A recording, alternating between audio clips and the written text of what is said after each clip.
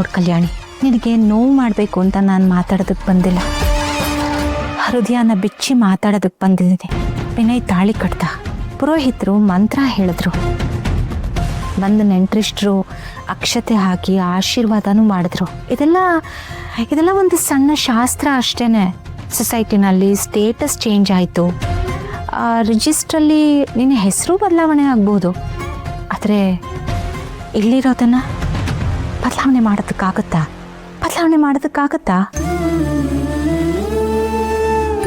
ನೋಡಿ ಕಲ್ಯಾಣಿ, ನಿನ್ನ ಕಣ್ಣನ್ನು ನಾನು ಸೂಕ್ಷ್ಮವಾಗಿ ಹತ್ತಿರದಿಂದ ಗಮನಿಸಿದ್ದೀನಿ.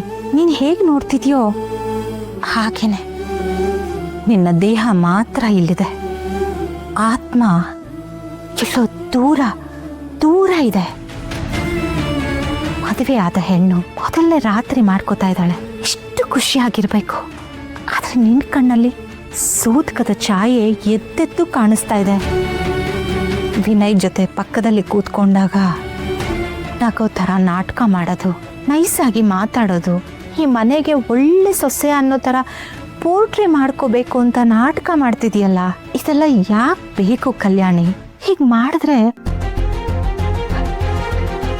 ಏನಾಗುತ್ತೆ ಕಲ್ಯಾಣಿ?